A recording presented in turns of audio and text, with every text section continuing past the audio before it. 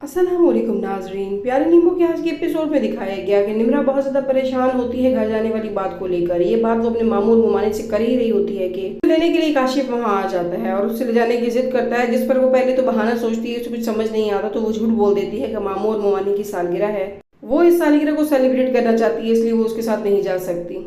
अब काशिफ से अकेले मिलने की जिद करती है। जब वो अकेले बैठकर बात करते हैं तो हिना के बारे में बात शुरू कर देती है, जिस पर काशिफ की तो जैसे जाने निकल जाती है। काशिफ अपनी शर्मसारी छुपाते हुए उठता है और घर चला जाता है। दूसरी तरफ शीबा मैडम को तो घर वालों से मिलने की बहुत ज्यादा जल्दी हो रही थी। हकीकत में वो निम्रा से मिलना चाहती थी। जब से उसने नदीम की वॉलेट में तस्वीर देखी है निम्रा की, उसे बहुत ज्यादा तकलीफ शुरू हो गई थी और वो इनसिक्योर हो गई थी कि कहीं नदीम उसे दोबारा से छोड़ के चला जाए सबका शौहर की तरह। काशिफ के चले जाने के बाद उसकी मामी उसकी खूब दुर्गत बनाती है निम्रा की और निम्रा से पूछती है कि तुमने ये झूठ क्यों बोला, जिस पर निम्रा बताती है अपने मामू और ममानी को काशिफ शादीशुदा है और उसका एक 5 साल का बेटा भी है और उसकी बीवी 1-2 दिन में कराची आने वाली है और मैं इस चीज का इंतजार कर रही हूँ। दूसरी तरफ काशिफ के घर वालों को जब उसके ना आने की खबर मिलेगी, उनके पास तो जरा गुंजाइश नहीं है सब्र की। उसकी माँ तो उसे मार देने के लिए उसका इंतजार कर रही है। ये बात ना तो काशिफ जानता है और ना काशिफ का बाप। ये इन दोनों माँ बेटी की बनाई हुई खिचड़ी है। अब काशिफ के दोस्त के जरिए और उसके फैलाए हुए लड़कों की वजह से काशिफ के पास खबर पहुंच जाती है कि उसके दोस्त की दुकान पर जाने वाला लड़का कोई और नहीं बल्कि अयूब था।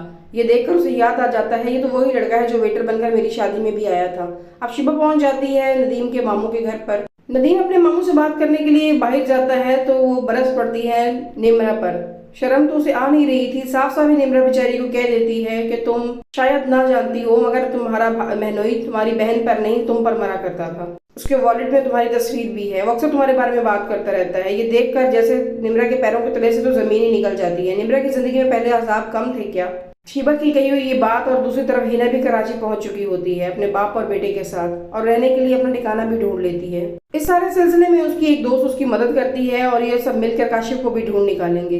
निम्रा जो पहले अपनी मोहब्बत को खो चुकी थी, अब दूसरी तरफ अपने शौहर को खोने जाने वाली है और अब ये तीसरा इल्जाम उस पर लग गया जो उसकी बहन की जगह आने वाली औरत ने लगा दिया है। वो पहले तो अपनी बहन के लिए बहुत ज्यादा रो रही थी कि किस तरह से मेरी बहन की जगह किसी और ने ले ली और अब वो इस इल्जाम को किस तरह से सही साबित करेगी कि उसका कोई कसूर नहीं है इस सब में। काशिफ घर जाता है तो घर वाले उसके मुंह की तरफ देखते हैं कि निमो क्यों नहीं आई, तो काशिफ साफ कह देता है कि अब वो उसे अलग घर में नहीं रखेगा, इसी घर में रखेगा, जिस पर उसके माँ बाप बहुत ज्यादा खुश हो जाते हैं। नाज़रीन, आप क्या समझते हैं कि सबके सामने काशिफ की सच्चाई आ पाएगी? अपनी राय को कमेंट बॉक्स में जरूर आगाह कीजिएगा। वीडियो को लाइक, चैनल को सब्सक्राइब करना ना भूलें। Thank you.